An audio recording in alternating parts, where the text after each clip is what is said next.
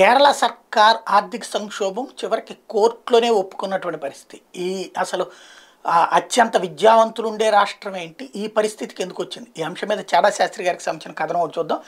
కేరళ రాష్ట్రం భారీ ఆర్థిక సంక్షోభాన్ని ఎదుర్కొంటోందని ఆ రాష్ట్రంలోని అధికార లెఫ్ట్ ప్రభుత్వం కేరళ హైకోర్టుకు చెప్పింది. Kerala transport development finance corporation KTDFC లిమిటెడ్కి చెందిన డిపాజిటర్కి డబ్బులు తిరిగి చెల్లించే విషయంలో కోర్టు ముందు ఉంచిన అఫిడవిట్లో ప్రభుత్వం విషయం పేర్కొంది.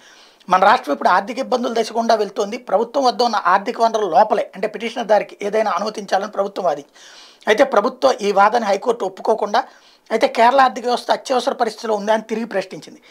కేటీడీఎఫ్సి మరియు కేరళ రాష్ట్ర రోడ్డు రవాణా సంస్థ అంటే కేఎస్ఆర్టీసీ తమ ఆర్థిక సమస్యలు పరిష్కరించుకోవడానికి తమ ఆస్తిని తనఖా పెట్టచ్చు లేదా ఒకటి లేదా రెండు ఆస్తులను బయట పార్టీలకు లేదా ప్రభుత్వ సంస్థలకు విక్రయించవచ్చని రాష్ట్రం తన అఫిడవిట్లో పేర్కొంది. అయితే శశి థరూర్తో సహా 11 మంది యూడీఎఫ్ ఎంపీలు కేంద్ర ఆర్థిక మంత్రి నిర్మలా సీతారామన్ కలిసి కేరళ రాష్ట్ర ఆర్థిక దివాళా పరిస్థితి గురించి వివరించారు. మధ్యాహ్న భోజనం కోసం పాఠశాలల దగ్గర డబ్బులు, నరేగా స్కీమ్ కింద కార్మికులకి వాళ్ళకి బకాయిలు చెల్లించడం లేదంటే ఉపాధి హామీ పథకానికి, కేఎస్ఆర్టీసీ ఉద్యోగులకు నెలల తరబడి జీతాలు రావడం లేదు, ప్రభుత్వం తన ప్రాథమిక ఆర్థిక బాధ్యతను తీర్చలేకపోతుందంటూ వాళ్ళు అందులో కంప్లైంట్లో చెప్పుకొచ్చారు. వామపక్షాలు ఉన్నటువంటి ఈ ప్రభుత్వంలో ఈ పరిస్థితి ఏంటన్నటువంటిది నిలదీస్తున్నారు.